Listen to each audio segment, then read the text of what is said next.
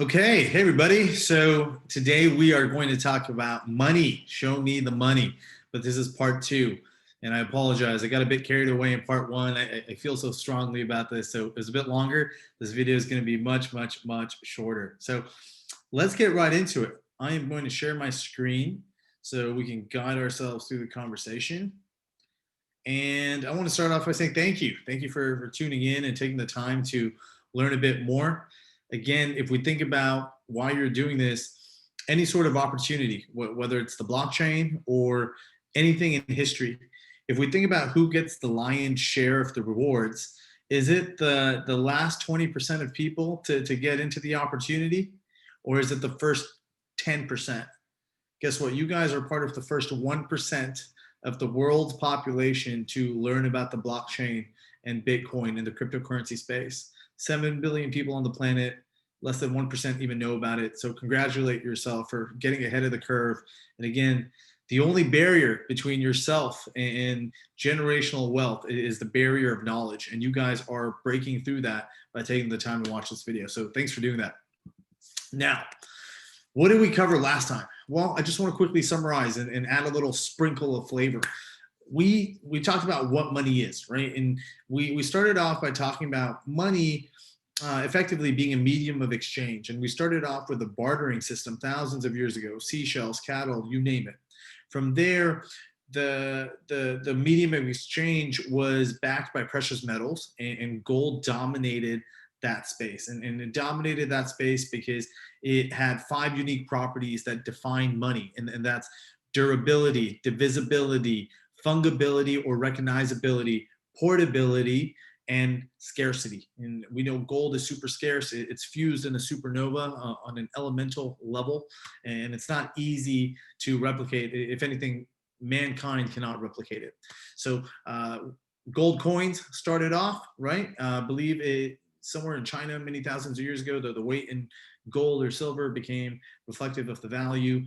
And then over time, we saw in Italy with the Venetians and Medici family in Florence, where they said, hey, instead of lugging around all these coins or gold bars or silver, we'll hold it for you. Give it to us. We'll put it in our vault. It will be super secure. And instead, we'll give you this piece of paper that says, hey, John Smith, Jane Smith has 5 gold coins with us, and it's with the Medici family, and you're good to go. So over time, people started exchanging those pieces of paper. That became known as fiat currency, and we have all the different currencies around the world. And today, we largely transact through digital money. And that's our credit cards, that's Venmo, that's PayPal. And now the next phase of how we're going to transact globally is going to be through the blockchain. And that's with cryptocurrency, with different utility tokens and stable tokens. And that's what we're going to learn about. Now, if we think about why we need money and how exactly do we get it? Well, we need money because it's a medium of exchange. We exchange our time, and everybody has 24 hours in a day, whether you're Jay-Z, Beyonce, ex-President Obama, whoever. And we engage in some sort of activity, labor, in return for this thing called money. And some of us work 20 hours a week, 40 hours a week, 100 hours a week. And so this is time that we're not spending on our hobbies with our families, doing things we love if it's not work. And for a lot of people, they don't love their job. And so we work really hard. We get this thing called money. But how do we get it? Where does it come from? When we get our paycheck via direct deposit in our bank account from our employers, where does it come from? Where do our companies get the money? Well, it's really simple. Money comes from the banks, and specifically the central bank, and not the government. The government does not control or produce money nowhere in the world. It's a common misconception. Money is produced in the marketplace, right? That's why cigarettes in prisons can be considered money. It's just a medium of exchange within the market. If it has the 5 properties: divisible, durable, recognizable or fungible, portable, and scarcity. Now, the banks, the central bank is owned by the Federal Reserve. And we talked about how there's nothing federal about the Federal Reserve, if that's not the biggest scam ever. And there's no reserves. Their reserves are a spreadsheet. There's no massive vault with trillions of dollars. No, it's a spreadsheet. And the Federal Reserve is owned by all the banks, the private banks in America. So effectively, the largest private banks in America, like JP Morgan, et cetera, are controlling the global money supply of the US dollars, or helping manipulate the value of the money supply globally. And we know while Americans are 5% of the population, dollar denominated business or commerce equates to over 80% globally. So we learned about how in 1944 with the Bretton Woods system that the global currencies would be pegged to the US dollar, and the US dollar would be pegged to gold. But then we had the Nixon shock in 1971, where President Nixon said, guess what? The US dollar is not going to be pegged to gold. It's temporary. But here we are in 2021, and it's not temporary. It hasn't been pegged to gold since 1971. And we've just been printing more and more money. So the government goes to the central bank and says, hey, I will give you an IOU. When the stimulus came out last year, $3 trillion worth of stimulus, they went to the central banks and they said, look, we're the United States government. Here's an IOU. The central bank took the IOU and then printed money, just literally on a spreadsheet, and said, here you go, government, and gave that money to the banks and the institutions. That's one way. The second way money is created is when the central banks and the private banks, they loan out money. It's called fractional reserve. So if they have $100 worth of money or gold in their reserves, they can then lend out 10 times that, 30 times that, 50 times that. So they'll lend out $500, they'll lend out $1,000, or sometimes even $5,000. But we know last year in March, when COVID happened, the government said, hey, this rule of fractional reserves, like you just can't lend money unless you have some sort of collateral. We're going to get rid of it. Lend as much as you want. So when the bank gives you a credit card, it creates that credit out of nowhere. When the bank issues a mortgage, it creates that credit out of nowhere. So that's where money comes from. Okay. Now, we just talked about how money's created. The central bank and the private banks, which we know the central bank is owned by the Federal Reserve. Nothing federal about it. No reserves. It's a spreadsheet. And who owns the Federal Reserve? The banks, the private banks, not the government. And what's the benefit of blockchain? Why are we taking the time to talk about this? Well, the blockchain represents equal opportunity. Everything is transparent. Anybody, anywhere in the world with internet can see what's going on with the blockchain, how the money is flowing. There's no supply side inflation with an asset like Bitcoin. What this means for the world and all of us, and for the likes of yourselves and your families, is that everybody has an equal opportunity. It's not like socialism or even communism, where the money is doled out evenly or in a specific way through some sort of authoritarian government. It's not capitalism, where what we have here in America, for example, and a lot of places in the world, where anyone can take some capital, leverage it, build a business, accumulate more capital to then create something large that yield more capital, right? And a good example of that is Amazon.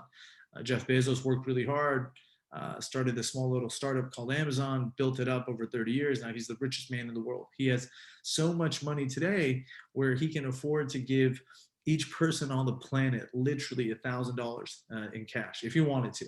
That's how rich he is, and that's capitalism. With blockchain, you have equal opportunity. And so anyone, regardless of where they come from, regardless of gender, race, ethnicity, the way they identify themselves, or background, or anything for that matter, or anywhere in the world, has the same opportunity to obtain financial freedom and to transact in a way that's not manipulated. So your hard-earned dollars, they're not going to be devalued beyond your control. No single entity, government, legislation, regulatory body, or individual or corporation can manipulate Bitcoin or a lot of things on the blockchain. That is the beauty of it. And that's where we're headed today. Now, what's fiat? I'm not talking about the car, but fiat. You've heard me say fiat currency, fiat money. Well, fiat represents the paper notes that we exchange around the world, right? We started off with the Medicis and the family in Florence and the Venetians many years ago, where you gave me your gold coins, I issued these paper notes, and then you started trading them. Over time, that became currency. That's called fiat currency. It's how we transact today in a lot of the world, if not the majority.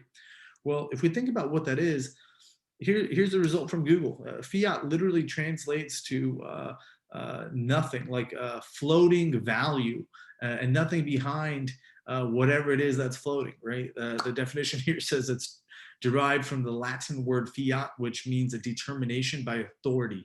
In this case, it's the government that decrees the value of the currency and isn't representative of another asset or financial instrument, such as gold or a check. So effectively, fiat means floating value. There's nothing behind it. There's nothing backing it up, saying, hey, this is worth this much because of this much gold or this much of an asset.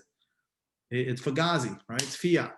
A lot of people don't realize that. Well, what's the deal with fiat? Well, let's look at history. Don't take my word for it. Do your own research. Google this. I'm not making this up, and this is not my opinion. These are just facts.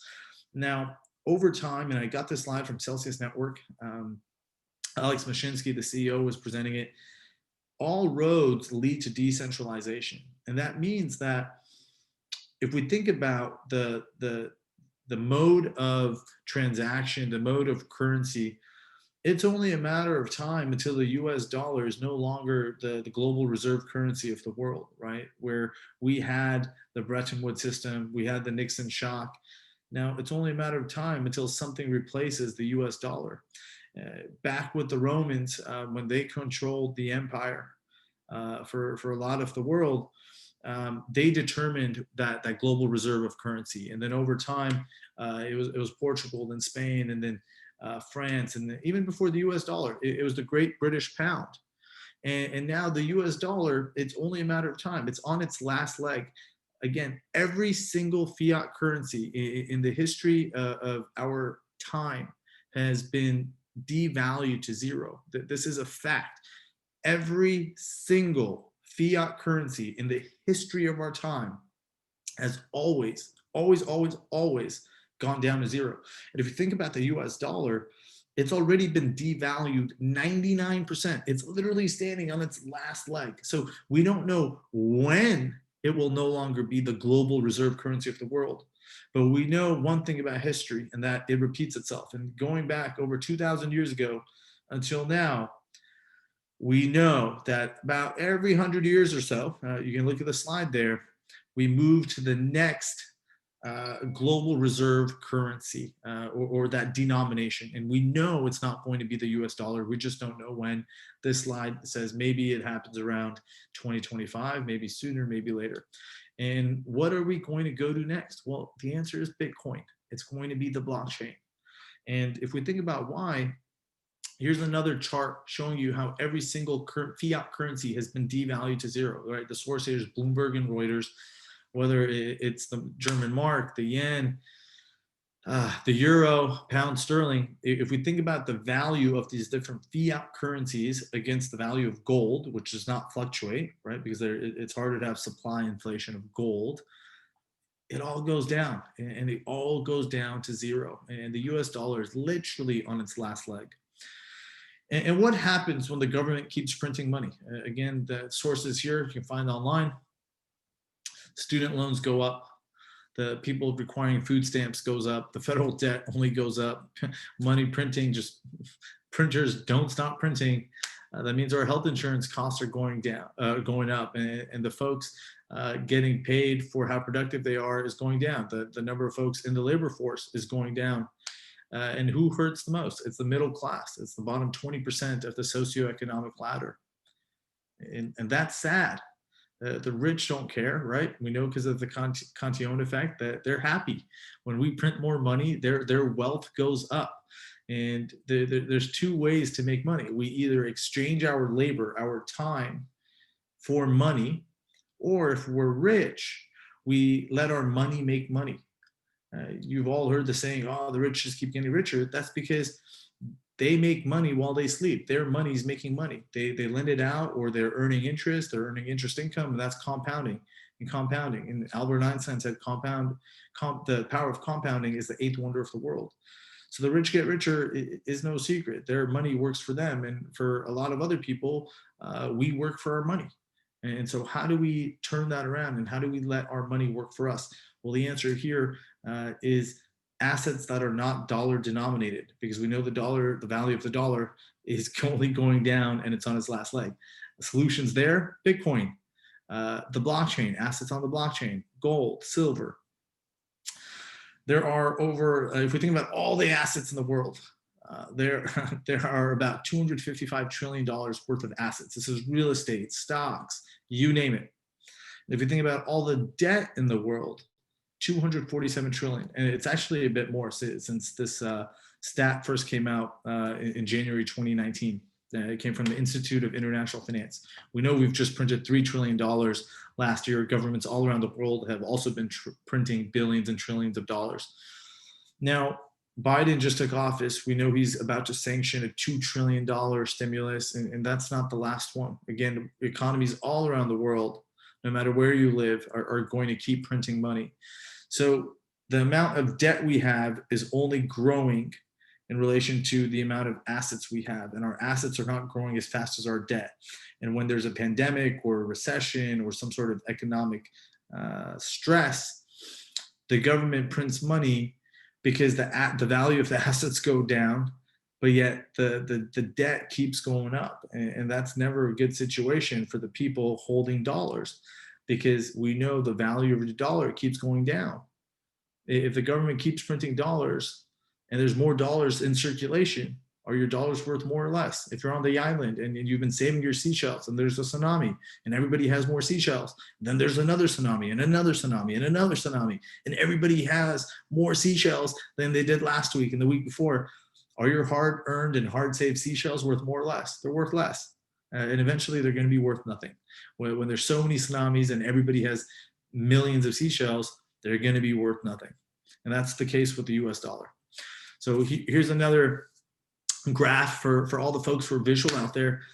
This is how much we've been printing. The printers at the Fed have just, the central bank have been going berserk, right? We've just been printing, and the printing is not going to stop anytime soon. And some statistics that I hope will really resonate with you. And if this doesn't get you frustrated, I'm not sure what will, because you're being robbed every single day. In the last year alone, we've printed 26% of the entire money supply. If we count the 2 trillion that we just announced, that's closer to 30%. Since 2008, the financial crisis, we've printed 75% of the entire money supply of US dollars, 75%. So almost twice as many seashells than there were before, because of all the number of tsunamis. So your hard-earned dollars, how hard do you work for your money? Have your wages been going up that much? No, because your wages are pegged to this thing called CPI, which we know is BS.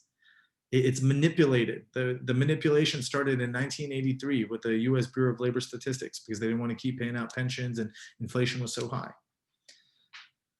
So what are you going to do? What do you do if you have your hard-earned dollars and they're just sitting in the bank? Well, you have a few options, and this channel is dedicated to helping you understand what those options are. So we're going to continue talking about the case for Bitcoin. You can buy Bitcoin.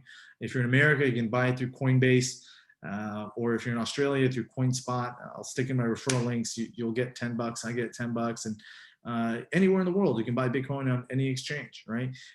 You can buy gold. You can buy silver. Buy assets that are not dollar denominated and just hold on to them. And then we're also going to talk about in this channel how once you buy something like Bitcoin or other crypto assets, instead of just letting them sit there and appreciate in value over time, you can move them over to a platform like Celsius Network and start earning interest income on your assets. So we'll talk about all of that too. So I don't want to make this video too long. This is part 2 about what is money, where it comes from, the fact that we have this thing called fiat currency. The US dollar is going to zero. All fiat currencies all around the world in the history of our time always go down to zero. And the Fed is not stopping to print money anytime soon. and we all know what that means. So thanks for watching. If you found this helpful, would really appreciate it if you could share it with anyone else that you want to help help with their understanding of the blockchain and the opportunity to not let their hard-earned dollars just go to waste. So again, thanks for watching. Would really appreciate a like or subscribe. See ya.